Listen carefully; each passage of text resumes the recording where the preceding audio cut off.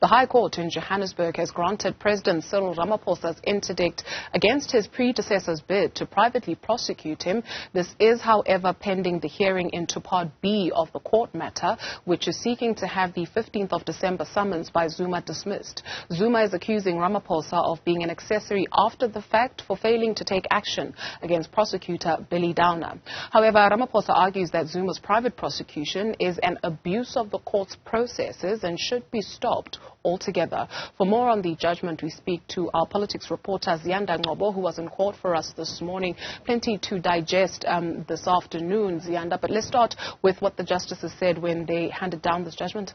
So basically they dealt with several issues, including, the jurisdiction issue, where Zuma's lawyers through Ngcobo had said, well, the civil court does not have the jurisdiction to interdict a matter that is within the criminal courts. In fact, Deputy Judge President Ronald Sutherland saying that's overstated. It's just a matter of how the courts organize themselves, but it doesn't necessarily mean that they don't have the jurisdiction to interdict the matter. The other aspect that was dealt with is the personal harm aspect and the rights that the President Cyril Ramaphosa claims to have been infringed through the issuing of the summons and this nollie prosequi certificates that were issued by the NPA and the KZN DPP. Basically, the justices found that they cannot allow for the private prosecution, which would have begun on Thursday, to go ahead without Part B, which is dealing with the dismissing of the actual summons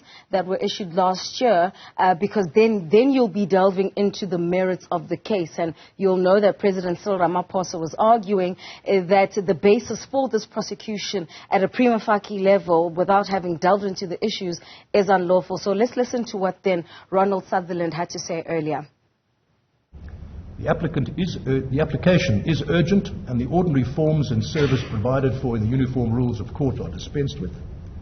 2, pending the final determination of Part B, the first respondent is interdicted from taking any further steps to give effect to the nollie prosequi certificates of 21 November 2022 and 6 June 2022, and the summonses issued by the registrar on the 15th and 21st of December 2022, or to pursue the private prosecution under case number 59772 of 2022 against the applicant in any way.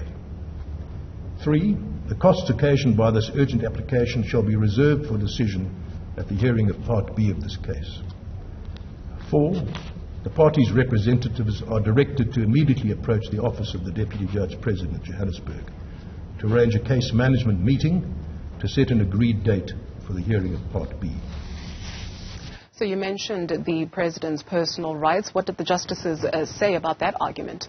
So they've upheld that, because the merits of the case, insofar as the private prosecution are concerned, have not yet been meted out, by actually wanting to have him appear in the dock without having dealing with whether or not this is even a lawful private prosecution, he suffered personal harm.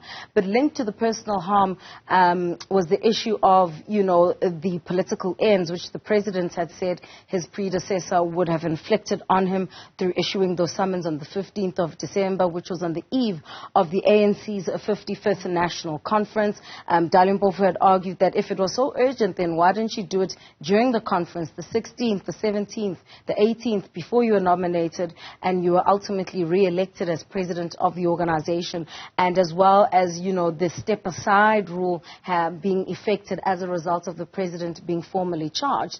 So, the justice is also dealing as well with the issue of whether or not a state official, a public official, can be charged for not doing their job. So you'll remember that one of the accusations was that President Cyril Ramaphosa should be charged because he failed to intervene in the alleged misconduct and unlawful conduct of State Prosecutor Billy Downer, allegedly leaking now, Zuma's medical records to journalist Karen Moore.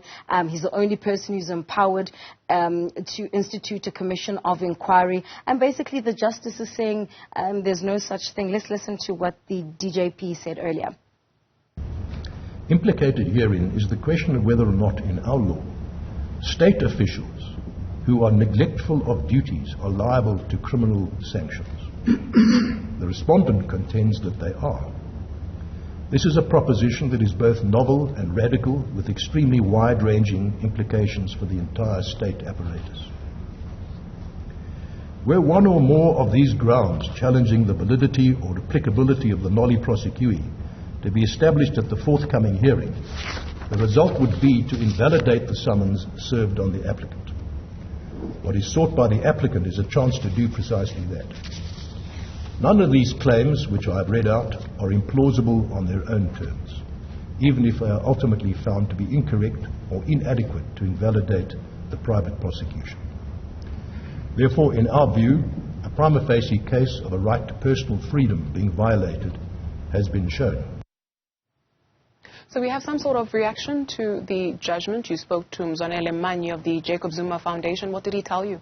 So at this stage, they're saying that they're going to, study the court judgment. But as Mzwanele Manyi is saying, it's a travesty of justice. How could the deputy judge president say that a court is a court is a court?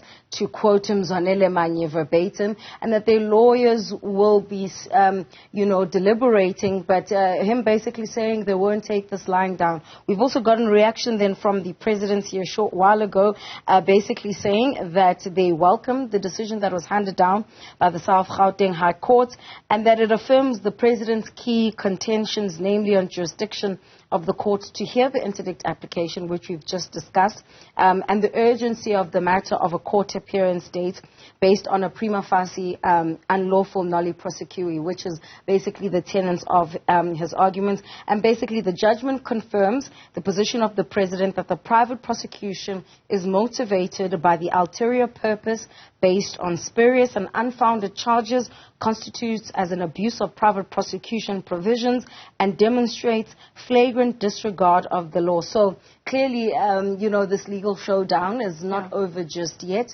We're yet to get a date then for that Part B, where, of course, the dismissal of the summons will be deliberated upon, but certainly not a good look and unprecedented to have two presidents, a former and an incumbent, taking each other to court.